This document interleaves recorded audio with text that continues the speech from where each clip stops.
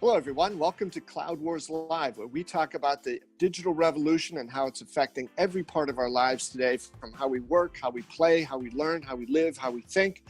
And here on this podcast, we've introduced a new series called the Digital All-Stars, where we've got some experts in particular fields of great importance appearing monthly, and they offer their deeper perspectives on certain key issues. So our Digital All-Star this month is Wayne Sadin. Wayne's been with us a few times for his particular expertise in the area. We call it Wayne Sadin on digital. Wayne's been a CDO, a CTO, a CIO, and he's now an advisor to boards of directors and to the C-suites about how they build their digital businesses, not just to survive, but to thrive into the future. So Wayne, thanks for being with us here today. It's always a pleasure to be here, and particularly today, when something came across my desk and then something got downloaded that got me very upset about how bad a job one company, maybe a couple, have done on the area of cybersecurity. Yeah. All right, Wayne. Well, that's why we love to have you here. You've got the inside track on a number of things, and more importantly, the perspectives on things for how companies can avoid getting into headlines like that. And Wayne, one of the things I think that we'd want to start with here, and it seems sort of basic, right? But we're going to talk about how the C-suite and the board needs to take this, not just a serious issue to talk about, but in some ways leading by example, leading with where they put the resources, not just saying this is important, but really getting after it. Because one of the things we'll get to later on in the podcast is sooner or later, the individuals, the consumers getting burned by this stuff, they're going to get fed up with this, and they're going to figure if these companies aren't going to fix this on their own, maybe we need to resort to the courts to try to force them to do it. So broadly, Wayne, I know there's a couple of key things you and I talked about earlier today that you wanted to get into. So could you start with the big one being, right? Today's world, so complex, so digitally driven, so digitally pervasive everywhere, which is fantastic in a lot of ways, but it also creates then more openings for these increasingly aggressive bad guys to get in and get after things. So it's the boards of directors and the C-suite's responsibility to be even more vigilant than ever before. How do they get started on that? What would you advise them to do? Well, today I'm going to give them a very specific piece of advice.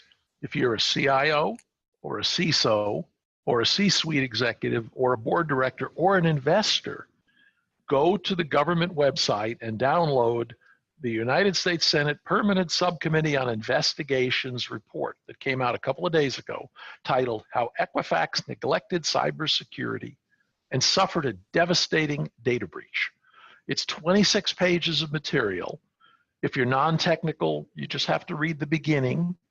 And it talks about how a company made basic mistakes over and over and over. Mistakes that you don't have to be a technician to recognize were just dumb things. Were they driven by ignorance? I don't care. Were they driven by budget? I don't have the money. Were they driven by something else? I don't know that I'll ever know. But everybody should read this report and vow to your board if you're a C-suite executive, or vow to the other directors if you're on a board. We're not going to do this stuff. Because, you know, when you talk about cybersecurity, people may have the mistaken impression that most attacks are carried out by armies of clandestine PhDs. Now, while there are some nation-state attacks that are carried out by war-fighting groups, so many companies are taken to their knees by what are called script kiddies, people that don't even know how these viruses work. They're just buying them off the dark web and running them. And when they target your company, sometimes by accident, but oftentimes in the case of Equifax, perhaps on purpose, they can wreak enormous damage. And so to put the Equifax damage in perspective, the people testifying to the front of the Senate this week were not the same people that were leading Equifax when it happened. The new CEO is quoted, the new CIO, the new CISO. So the management team changed.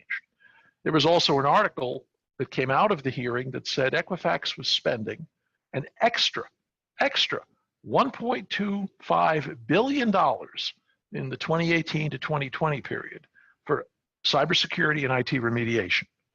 Now, they're a big company, and they had 8,500 issues that were identified in 2015 by an audit.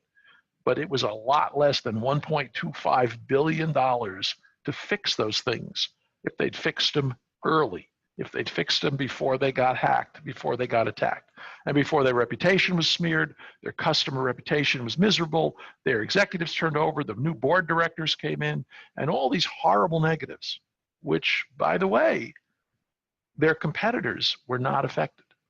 So it's even worse when you're the only one affected through your own, do I want to say stupidity? I'd use the word negligence, but I'm not a lawyer, so I don't want to use legal terms. But they did some dumb stuff that I think everybody would see. And this report is the best example for C-suite execs, for CIOs, and for board members and investors about what not to do if you're running a company. So Wayne, one question I'd like to follow up on that, but right, this isn't the CEO's job, right? CEOs are worried about revenue, closing the books on time, and getting great products out and getting customers. They're too busy, right? They can't be involved in this. Or is that well, nuts? It's true. No, it's absolutely true. The CEO can't be involved in everything. There's a lot of moves afoot. Well, let's have the CISO report to the CEO. I think that's dumb for a couple of reasons. The other one is let's have the CISO report to the board. That's dumb. That's even dumber for more reasons. Let's start with the board one. Boards don't have management reports. They have the head auditor reporting to the audit committee in kind of a weird dotted line relationship because they're overseeing the management chain of the company. But a CEO is already overburdened, already overworked, already pulled in too many directions. So just imagine you've got a CIO reporting to you. Now, CEOs, your CIO does report to you, right? Not a level down reporting to the CFO or the head of marketing or sales or legal or something. So let's say the CIO is up here reporting to you. And now you take a CISO that is a fairly technical position and you have them be a peer. And now what happens when they don't agree on something? There's some technical thing the CIO wants to do one way and the CISO wants to do another way. What do? You bring it to your boss. I'd like to see CEOs of non-technical companies, and as a footnote, even of a lot of technical companies, referee between a CISO and a CIO that don't agree on a technical topic. So I just don't think that makes sense because they wind up with the argument at the wrong level. So what should the CEO do? Well, first of all, if you read this report, the first, I think page 6, 7, maybe 8, will just tell you if you get 8,500 findings in an audit report, step 1, don't ignore them. Step 2, actually fix them. Step 3, maybe get another audit done in the next year or so and find out how you've done. So if you were the audit committee of the board or the CEO or the general counsel or the head of compliance or any number of positions, you have access to this report that banking institutions, credit granting institutions get because the government mandates it. If you're the external auditor, where the heck were you? You should read this and say, why aren't you fixing this stuff? You don't have to know what all the issues are. Just say, if the auditors rank them as critical, either fix them or tell me why, in non-technical terms, why you don't think you have to. And maybe if you're Equifax-sized company, we'll go hire another expert and to come in and read the report and translate it to English. Because I'll say this to CEOs, and it's a common refrain for me. Somebody on the board level has to understand cybersecurity risk, other IT risk, and opportunity, even more importantly, so that the board is not always in the dark. And the second thing is the CEO and the CIO have to have a good relationship. When I work with the CEO, I'm never burying them in jargon. I'm never talking about technical terms unless they ask a technical question, often about their Mac at home. But when we talk business, we're talking about budgets, we're talking about risks, we're talking about opportunities, we're talking about culture and transformation and education and how we treat the customers. We're not talking about the bits and bytes and the stuff that I go back to my office and love doing. We're talking about how we advance the business. So as the CEO, get the report from your auditor, read the executive summary. If you're a board member, get a QTE, a qualified technical expert, and have them read it. And then have them hold your IT team accountable. And if your IT team is unwilling or unable to be accountable, get a different IT leader. As you say, and I say, the CEO gets the CIO they settle for. Don't settle, it's 2019. So Wayne, that's interesting, right? Hygiene is something we all understand in our personal lives, but there's a technical hygiene issue that you brought up as well. So talk about what that means, and especially, Wayne, from the perspective of the very top of the company. It's very simple. At any level of the company, however technical or non-technical you are, you have a crew that cleans the bathrooms at your office every night. What happens if they don't do a good job? What happens if they just skip a few days? What happens if they take the week off? If it's not okay in your bathroom, why is it okay in your IT department? And the concept of hygiene is no different in IT than it is in cleaning the toilets. There's a certain amount of work that has to be done every day, and you can't put it aside for the cool stuff. IT people like to play with shiny toys. The essence of management is getting everybody to understand why they should do what they should do to help the company. We're not here to play with the toys. We're here to make sure we patch the servers. We're here to make sure we inventory the equipment. We're here to make sure we get the Windows XP systems and retire them. And if we stop doing that, since the evildoers keep getting smarter and better and better and better, if we don't keep up with them, we're going to find ourselves falling ever further behind. And that's what opens the door for a script kiddie, somebody that is not necessarily very sophisticated, to just find a way in through the door you left open and wreak havoc on your entire shop. And Wayne, one additional point about that too, right? This notion of hygiene extends now across a much broader landscape in the world of digital business, right? Because you've got your IoT, you have sensors out there, you're expecting your customers, your partners, your suppliers, stakeholders, employees, more and more access points, more and more ways to interact with you digitally. So as important as digital hygiene or technical hygiene has been for the last 5 or 10 years, it's going to become 10 times more important in the future. Well, think about it this way, that in the old days, all they could do is block your bank account, take your screen and turn it off, lose your records. When we start connecting computers from the digital to the physical world, talking physical digital, instead of your computer going blank and your bank records having to be reconstructed, we can be running cars off the road, we can be crashing planes into the ocean, we can be literally killing people. So if you are an executive who's digitizing your company, and you have to be digitizing the factories, the transportation, the logistics networks, recognize that sloppiness in your IT can be as fatal as bad hygiene in your chemical plant, in your oil refinery, or on your rig out in the North Sea. Yeah. So Wayne, one other thing that goes along with that as well, so there's a notion of this sort of end-to-end technical hygiene, but there's also an issue that you and I have talked about in the past and you raised earlier today, which is technical debt. So this isn't some, deep accounting issue that has to be handled or something that the CIO and the CFO can work out. Why should the CEO and the board be very conscious of this notion of technical debt, and what can they do about it? Well, I've had a lot of CEOs or board members say to me, I have a Windows XP computer, and when I turn it on, it runs.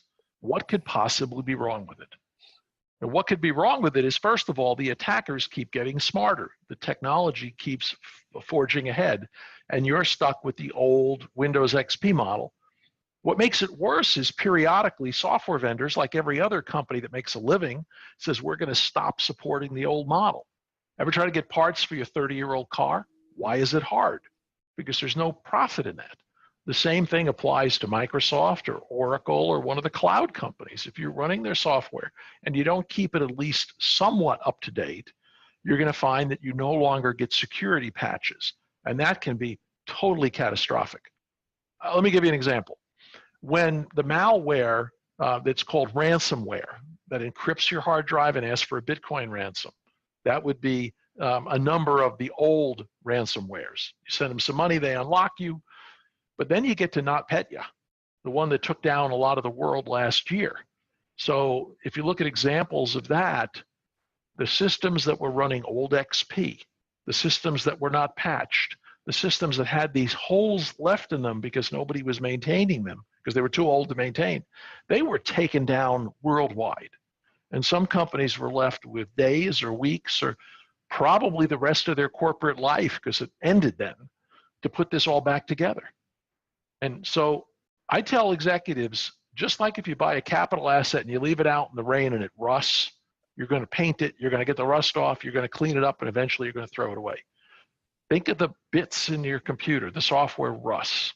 So if that's the best way you can think about it, periodically you got to get the wire brush out and scrape the rust off, and you've got to do the kind of maintenance on this, and eventually say, even though that old warhorse still starts up every morning, it is not the animal I want to ride to make my company a digital success. And so we can get very technical on technical debt because it's really an accounting problem that's not seen by accountants. It's all the maintenance you should have done and didn't do. And this deferred maintenance creates an off-balance sheet liability. There, I've said the accounting gibberish. What it matters for the CEO and the non-technical board member is you stay at the level you are at here, and the attackers keep going up and up and up and up, and all of a sudden they win and you lose. Can't say it any plainer than that. Yeah.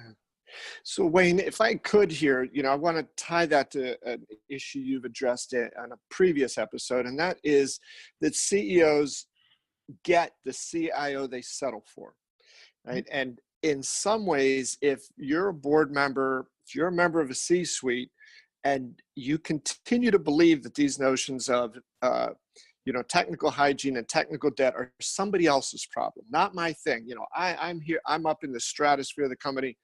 I don't have to deal with that. I think that ultimately you're going to get the outcome that you deserve. And in some ways, that's exactly the attitude that the bad guys, who, as you've said, they're getting smarter, more sophisticated, more aggressive, and more relentless. They're looking for companies that are being lazy.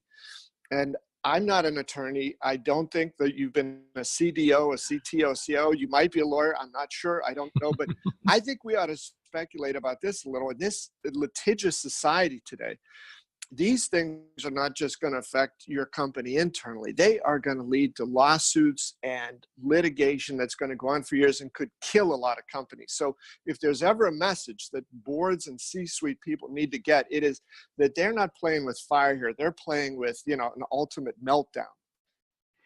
Absolutely. And let me throw out two words of legalese that I know: derivative, lawsuit. From the board education I've taken, this is when a lawsuit pierces the corporate veil and somebody goes after the directors themselves. Now, if you're a director of a company, you do not want to be the subject of this litigation. I've never been, thank goodness, but I've been told it's not a fun experience because now it's your assets they're going after, not the corporation you're the steward of. You want to be very careful. There's going to be a lawsuit that's going to pierce the veil. It came close with Target, is my understanding. And we're not done with Marriott. And if you read, I'll say it again, everybody who hears this presentation should go download a copy of that government report. It scathingly, plainly, in no uncertain terms says they just failed. And somebody is going to turn that into a wonderful lawsuit industry, is my non-lawyer guess. And so if you're a CEO, if you're a board member, you should be very worried that one day someone's going to be made an example of. And you sure don't want that to be you. Wayne, per your earlier suggestion, we'll definitely have a link to that report along with this episode and on the site. Wayne, let me give you the last word here. So a few of these things, the technical debt, the technical hygiene that we're talking about, this notion of cybersecurity and the bad guys becoming worse and worse. If you could tell a board or CEOs three things to think about, what three things would you pop into their mind? Well, if it doesn't make sense in your own mind, it's probably not sensible.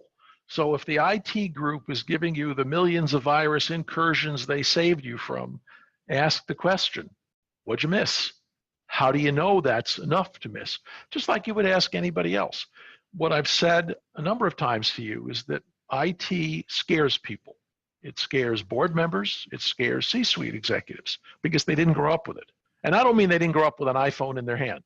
They didn't grow up with the system talking to customers in their business. That's what matters more than digital entertainment. And so ask questions. Don't be afraid to say, I don't understand that. You should see how many board cybersecurity reports I translate into English and storytelling. Because I'm sure there are people sitting in the room, either their eyes have glazed over or they're afraid to say, I don't know what that term means. I don't know what ransomware means. I don't know what technical debt means. I don't understand how hygiene applies or what patching is.